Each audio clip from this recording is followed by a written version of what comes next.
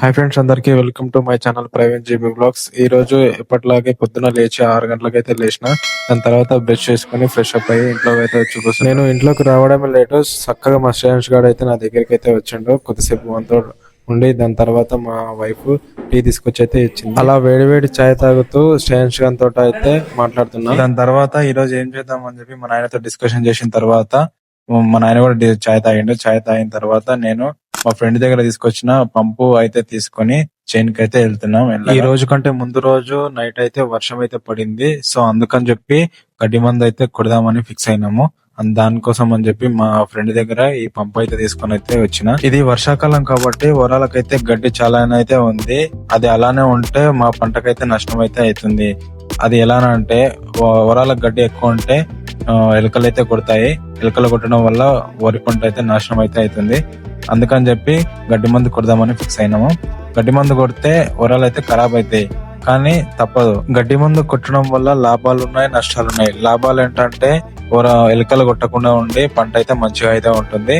నష్టాలు ఏంటి అంటే గడ్డి మందు కొట్టడం వల్ల వరాలు అయితే మెత్తగా అయ్యి దిగిపోతా ఉంటాయి. మరి మీరు ఎప్పుడైనా గడ్డి మందు కొట్టారా? కొడితే ఏ కంపెనీ మందు కొట్టారో కామెంట్ అయితే చేయండి. అలా చెప్పడం వల్ల మిగతా వారికి అయితే తెలుస్తుంది దాని వల్ల లాభాలు ఉన్నాయి, నష్టాలు ఉన్నాయి కదా అని చెప్పాను కదా.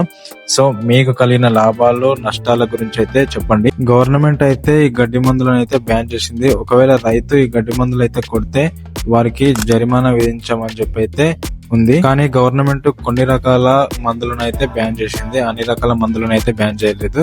సో మార్కెట్ లో అందుబాటులో ఉన్న గడ్డి మందులు అయితే తీసుకొచ్చి నేనైతే స్ప్రే చేసిన. ఈ రోజు రైతు అంటేనే పక్కన చూసే వాళ్ళకు సింపుల్ గానే కనిపిస్తుంది, కానీ రోజు రోజు రైతుతో పాటు తిరిగితేనే వాళ్ళు పడే కష్టం, శ్రమ మీకు అర్థమవుతుంది. నేను ఇప్పుడు ఎవరిని తప్పుపట్టట్లేదు, కానీ నిజ జీవితంలో ఎలా ఉంటుందో అయితే చెప్తున్నా. రైతు అంటేనే చులకనగా చూస్తున్నారు. ఈ రోజు ఒక రైతు జీవితం అంతా కష్టాలతోనే నడుస్తుంది. ఎందుకంటే సరైన విత్తనాలు దొరకవు, ఇవ్వరు. ఒకవేళ ఇచ్చినా నాణ్యత లేనివే ఇస్తారు. ఎరువుల రేట్లు పెంచుతారో అట్లా పెంచినప్పుడు మరి రైతు పండించిన పంట రేట్లు కూడా పెంచాలి కదా. కానీ అలా ఎప్పుడు పెంచరు. ఒకవేళ పెంచినా 100, 150 రూపాయలు పెంచుతారు, కానీ 100, 1000 మాత్రం పెంచరు. ఎరువులకేమో 800, 1000 రూపాయలు పెంచుతారు. అదే రైతు పండించిన పంటకు మాత్రం 60 రూపాయలు, 70 రూపాయలు, 100 రూపాయలు అట్లా పెంచుకుంటూ పోతారు. ఇది ఎంతవరకు? మీకు ఇంకొకటి చెప్పాలి ఏంటంటే, ఇలా పెంచిన ఎరువుల రేట్లు మాత్రం అమల్లోకి వెంటనే వస్తాయి, కానీ రైతు పండించిన పంట పెరుగుతాయని చెప్పి చెప్తారు. ఇలా క్లియర్ గా ప్రభుత్వాలు చెప్తున్నప్పుడు రైతులు ఇంకెట్లా బాగుపడతారు, వాళ్ళ జీవితాలు ఇంకెట్లా మెరుగుపడతాయి.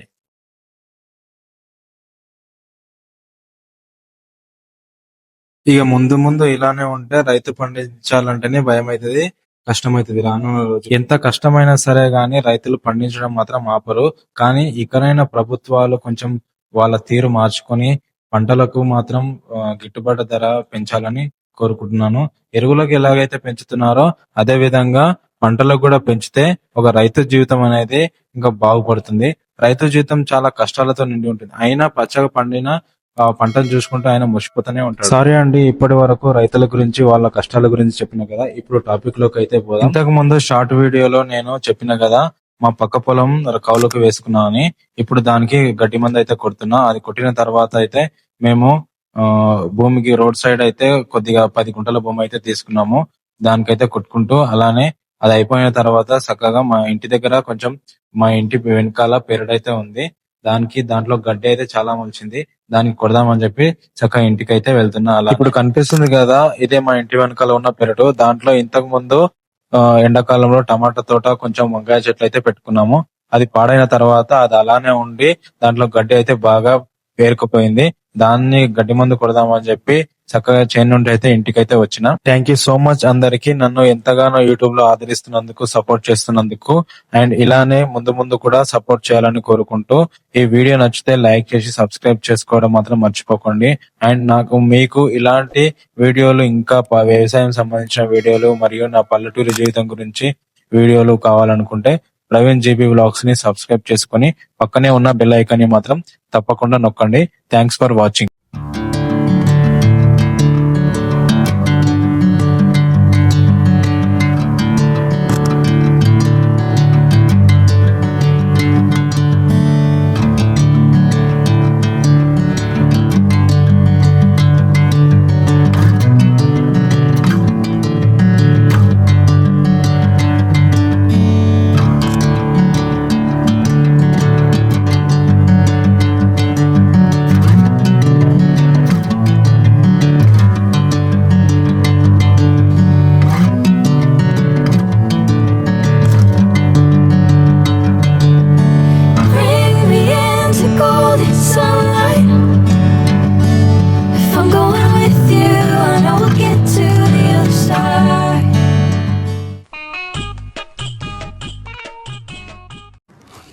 లేదు, సుఖం లేదు, దెబ్బ మీద దెబ్బ, దున్న మీద పుండుని కాకి పొడుస్తున్నట్టు పొడుస్తున్నారా?